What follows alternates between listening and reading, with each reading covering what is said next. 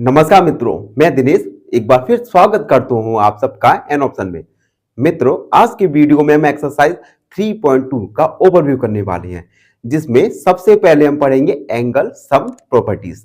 तो मित्रों, इस एंगल सम प्रॉपर्टी का यूज करते हैं हम केवल ट्रायंगल में, और इस प्रॉपर्टीज में क्या होता है, the sum of all measure of three angles in triangle is 180।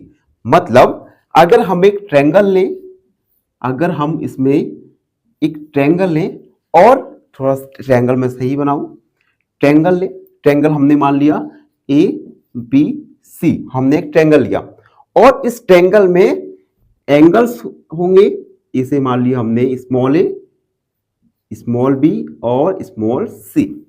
तो एंगल सम प्रॉपर्टी में क्या होता है, किसी भी ट्रायंगल में इनके एंगल्स, इंटीरियर एंगल का सम हमेशा होगा 180।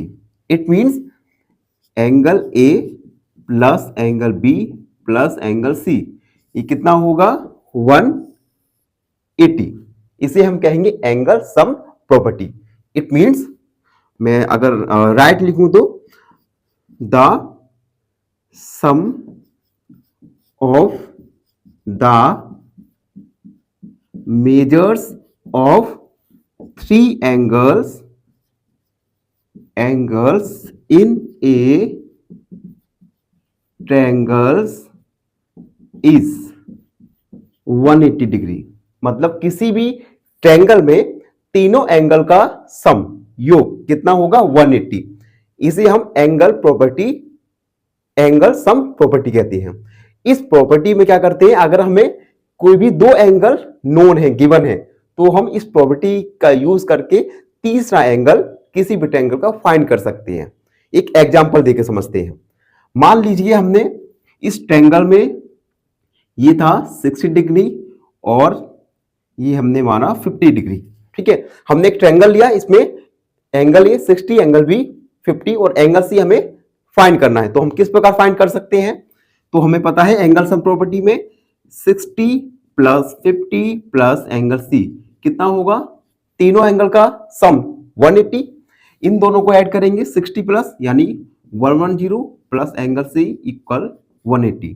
एंगल सी 180 माइनस करेंगे 110, angle C equal 70 degree. It means हम अगर हमारे दो एंगल्स नोन है तो हम इस प्रॉपर्टी का यूज करके तीसरा एंगल फाइंड कर सकते हैं। तो ये था angle sum property. I hope सब बच्चों को समझ आया हो। मित्रों, वीडियो में हम आगे बढ़ेंगे और जानेंगे एक नया टॉपिक के बारे में। देखो, नया टॉपिक है sum of the measures of the exterior angle of a polygon. किसी भी पॉलीगन में सभी एक्सटीरियर एंगल्स का सम ये कितना होगा, ये होगा 360। देखो, इससे पहले हमने एंगल सम प्रॉपर्टी पढ़ा। एंगल सम प्रॉपर्टी में हमने क्या जाना, किसी भी ट्रायंगल में इंटीरियर एंगल का सम होगा 180। लेकिन अब हम एक प्रॉपर्टी पढ़ेंगे जिसमें हम क्या पढ़ रहे हैं कि किसी भी पॉलीगन में, और आपको पता है पॉलीगन क्या होता है, हमने इससे पहले क्लास में डिस्कस कर चुके हैं। पॉलीगन एक क्लोज्ड कर्व होता है जो कि एक लाइन सेगमेंट से मिलकर बना होता है। ठीक है, तो किसी भी पॉलीगन में एक्सटीरियर एंगल्स का सम कितना होगा 360। आइए इसे हम एक उदाहरण की सहायता से समझते हैं। हमने एक पॉलीगन बनाया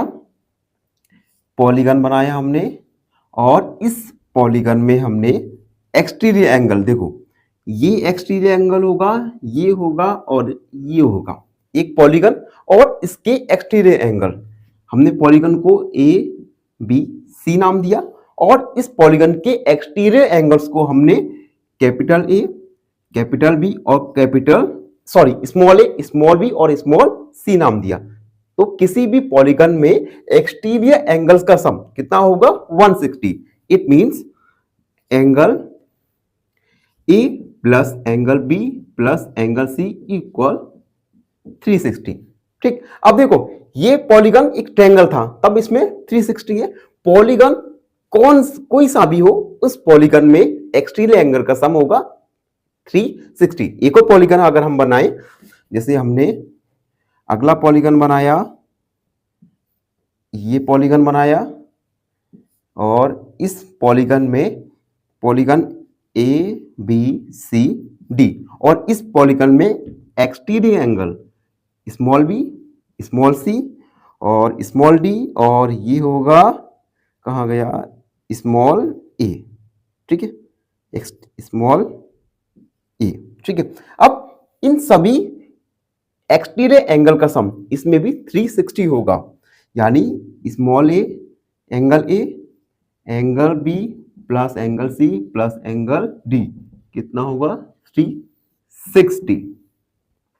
यानी हम पॉलीगन कोई सा भी ले सकते हैं, उस पॉलीगन में एक्सटीरियर एंगल का सम होगा 360।